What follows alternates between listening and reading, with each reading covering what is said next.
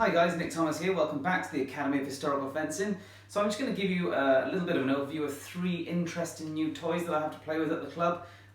They're three very different objects and they're going to come up in future videos. One is an antique, one is a training tool, and one is a sort of very interesting training tool. So let's start with a very interesting one to begin with. Lansing Shields. Okay, now this ridiculous device is something that I've wanted to have for years and years. Now, Lansing Shields, this isn't a fantasy item, this is something that does appear in a fair number of museums. There are some original examples left, and there's a particularly outrageous example in the museum in Vienna that I've seen many times and always thought I wanted to have a training version of that to really put it through its paces and see what it's actually like, because online people talk about these Lansing Shields an awful lot about what they'd be like, would they be any good, would they be rubbish, and yet nobody ever puts them to the test. So that's what I really wanted to do, and so, well, I've made one, essentially. Bodged together with all different component parts to create something that roughly resembles the original in dimensions, use, and weight as well. It's a good match to the original, so you can see that. A very interesting piece. So you've got a big sword blade catcher and spike on the top. You've got control over the whole thing from the gauntlet like this bar. It's a very interesting piece. So that is a Lansing Shield, and you're going to see it in sparring footage, but I'm also going to make a kind of sort of small documentary about it in the way that I did for the Swordbreaker dagger, because that is an interesting and unusual weapon that I covered previously. So you're going to see some really fun stuff with that, and put it through its paces and see what it's like, because I think it's going to be pretty fascinating. I've done one sparring bout with it so far, so I've got a little bit of an idea of how it's going to play out, but there's still so much more testing to be done. Now, the Lansing Shields, they were popular from roughly the late 15th century into the early 17th, and therefore they're going to be mostly used with things like side swords and rapiers. They're not a battlefield weapon, they're for civilian use, for bodyguards and duelists and stuff like that. So it's going to be an interesting one to put through its paces, but I'll talk more about that in the documentary video I do once I've recorded some sparring footage and got a good idea of what to say about it and what I think about it. So let's go on to two other things that I've now got in recently. So this is an antique we're going to talk about. Really unusual, in fact a super rare sword. Probably the rarest enlisted man's sword from the Napoleonic period. So this is a British Royal Artillery foot officers, sorry, not foot officers, it's a Royal Artillery foot soldier's sword. This is a common soldier's sword. So this would be for a gunner that's working. Now, in terms of the Napoleonic period, all of the guns are pulled by horses, but this would basically be the standard artillery that would operate more on foot as a sort of as batteries, and the horse artillery would be designed to deploy quickly into action and then deploy with a lot more speed, if you like, to get across the battlefield and reposition. So the normal artillery would use horses to pull their guns to a battlefield. The horse artillery used them to deploy their guns across the battlefield. So this is the normal artillery sword, whereas the horse artillery had like cavalry sabers. And it's an interesting piece because, well, I actually don't have, or haven't seen that many short swords from the British Napoleonic period. I mean, there weren't that many. There was a few sword bayonets. There's things like the cutlass, the navy cutlass, but there aren't many, and they are quite fascinating. So this, in fact, despite how small it is actually almost a kilo in weight, and a few of them are actually a whisker over a kilo, and that makes it, for me, the heaviest Napoleonic sword that I own. And it's heavier, for example, than all of my light cavalry sabers. It's even heavier than my outrageously large infantry saber of the same period. So it is an absolute brutish monster, and quite an interesting piece to consider. And I'll talk more about this in a separate video because that's really interesting, and considering the use of short swords is also really important. When we look at the Roth text, which I work from, Roth is designed for all military swords used on foot in that period, and that specifically includes hangers. So this is a hanger. Hanger is just a short sword. It's an equivalent term to cutlass at sea. So hanger and cutlass are interchangeable. So yeah, this is a hanger from approximately 1800 to about 1820. So they're a really interesting piece to have a look at in the future, but it is a brute. And to give you an idea on handling, it feels like a bit more of a brutish light cavalry saber, despite the fact that it's tiny by comparison. So I will talk about that a lot more in future videos, because that's a really interesting weapon, and I've been looking for one of those for years and years, and they are a very rare piece to find. So yeah, something that we're really going to have to look into and have some fun with. Next, the third thing, okay, the Easton MkIII MkIII. People ask me all the time, how do you say the MkIII company name? I still don't have the answer for that because everybody says it differently. Anyway, so Matt's been working with them to develop a new Easton Saber. There have been various incarnations of the Easton Saber, from Regeni, Red Dragon, and finally this from MkIII.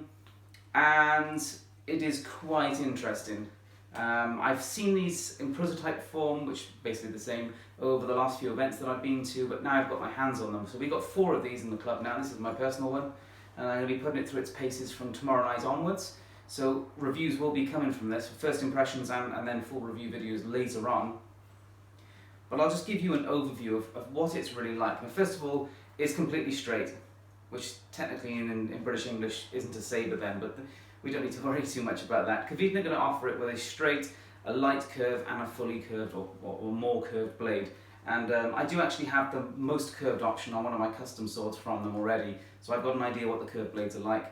But for now, for this kind of pre-production batch, they're all straight, just for simplicity's sake. So all the 4 that we've just got in are the dead straight blades.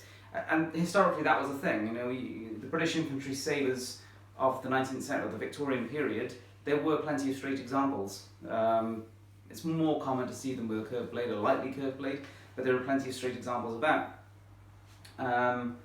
So I had one of the early, well, the first sabres that MkIII made, and they still make, and it was the one that was designed for quite a small glove because it was quite an enclosed hilt, which most of us didn't get on with particularly well because, well, we don't want a widely enclosed hilt because we want the hilt to represent more an original sword, and we want to be able to get a Red Dragon glove in there, which is about the best glove for a ball-hilted sabre.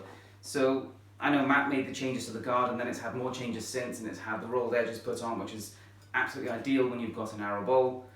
And the space generally to be able to grip it, not just well, but with a Red Dragon glove.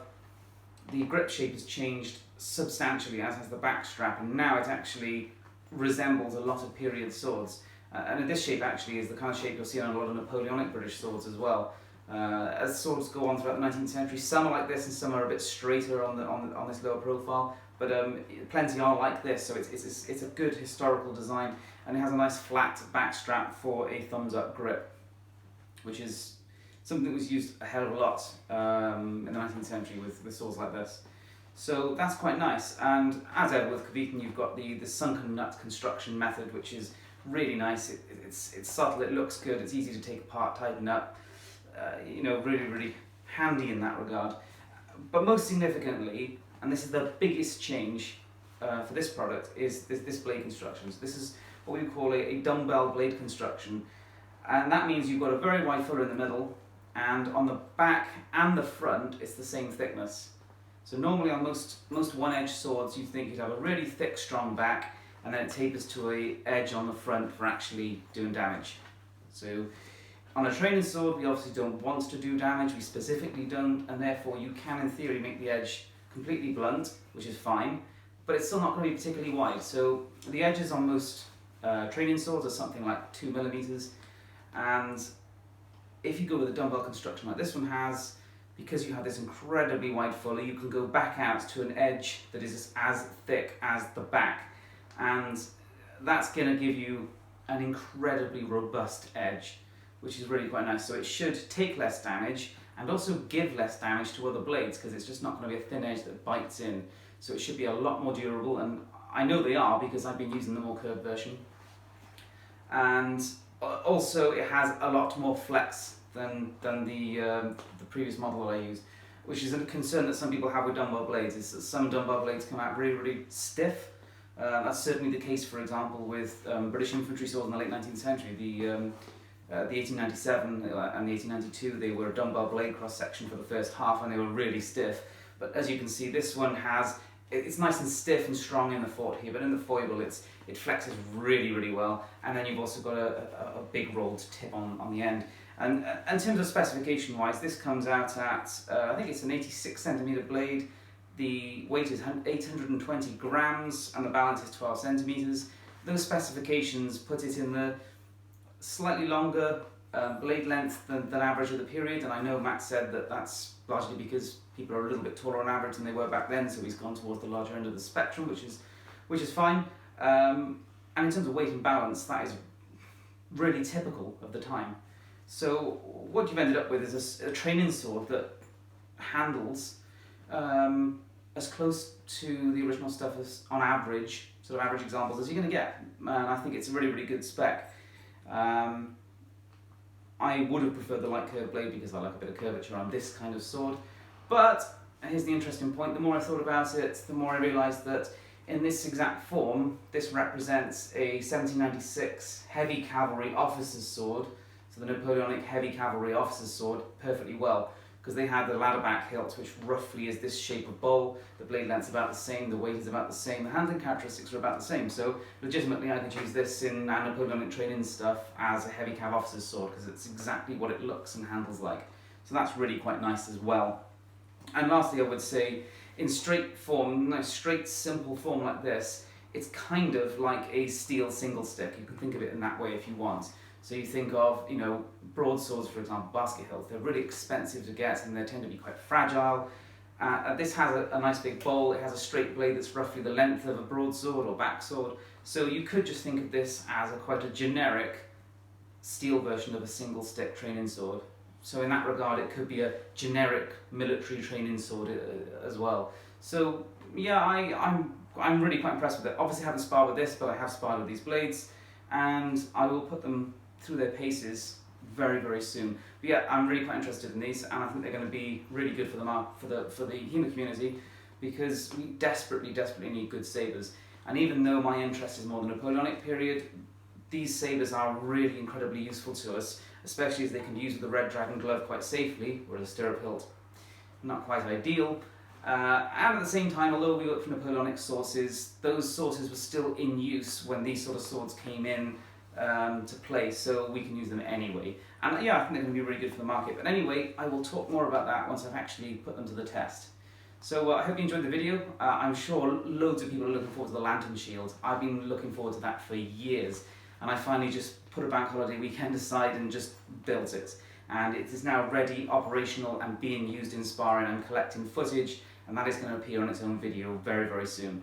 So I hope you enjoyed the video. Thanks for watching, and if you haven't already subscribed, please do so.